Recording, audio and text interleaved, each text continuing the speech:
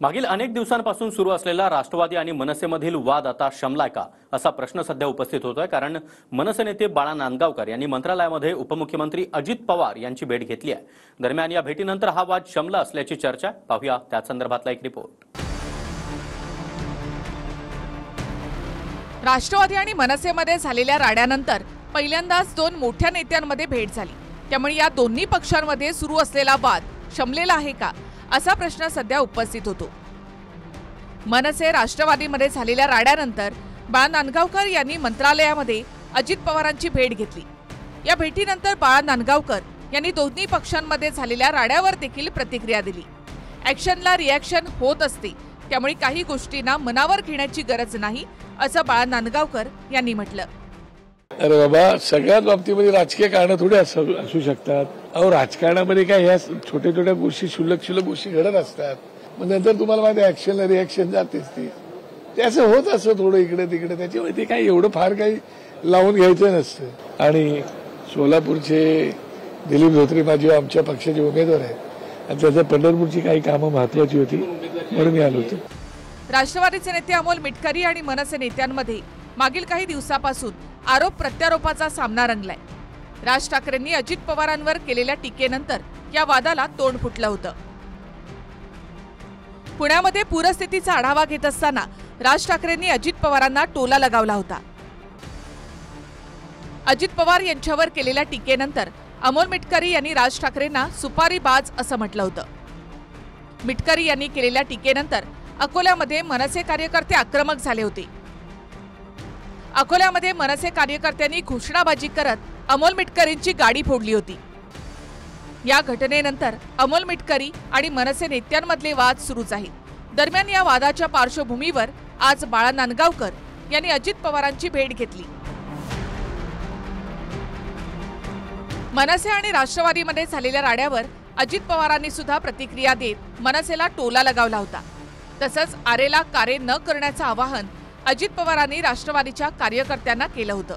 तर दुसरीकडे अजित पवारांना टोला लगावलेल्या राज ठाकरेंनी मात्र मराठवाड्याच्या दौऱ्यामध्ये अजित पवारांचं तोंड भरून कौतुक केलं होतं। आज जर समजा मुख्यमंत्री उपमुख्यमंत्री दोन आहेत, एक तर पुण्याचेच आहेत, बरोबर ना? म्हणजे ते नसताना पण धरण वाहलंय, एवढं पाणी पडलं। आता मला असं वाटतं की त्यांनी ह्याच्यामध्ये लक्ष घालायला नको का? मागे एकदा बोलत असताना धरणाचं बोललो आणि कपाळाला हात लावला आणि दिवसभर त्या चव्हाण साहेबांच्या इथं आत्मक्लेश करत बसलो, पण नंतर परत काही वेळावाकडा शब्द तोंडामध्ये आणलेला नाही। ही गोष्ट आपण घ्या। विरोधी पक्षाच्या लोकांनी, कार्यकर्त्यांनी, कुणी पण मान्यवरांनी काही वेगळ्या पद्धतीनं शब्दप्रयोग वापरला तर काही मनाला लावून घेऊ नका। आपल्या अंगाला काही भोकं पडत नाही। शेवटी ज्याचा त्याचा मान सन्मान ज्यांच्या त्यांच्या जवळ, आपण त्याच्यामध्ये आणखीन आरेला कारे म्हणण्याचं कारण नाही। मी तुम्हाला एक अजित पवारांबद्दल एक गोष्ट तुम्हाला सांगतो। हे ज्या वेळेला शरद पवार ज्या वेळेला बरोबर होते ते बरोबर, आणि पवारांचं हे सगळं राजकारण सुरू होतं ना जेव्हा, बरोबर, ते जेम्स लेन, मी तुम्हाला नक्की खात्रीलायक सांगतो, अजित पवार कधी जातीच्या राजकारणामध्ये कधी पडले नाहीत, एवढं निश्चित। बाकी माझे अनेक मतभेद असतील, माझे असतील, अनेकांचे असतील, पण जी योग्य गोष्ट आहे मला असं वाटतं ते कधी जातीच्या बाबतीत आजपर्यंत त्याचं कधी वक्तव्य पण ऐकलेलं नाही आणि ते कधी या बाबतीत भानगडीत कधी पडलेलं नाही।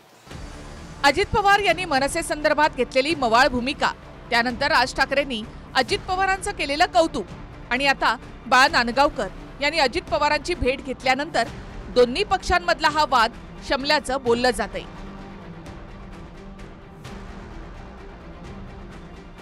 Bureau report, TV9 Marathi.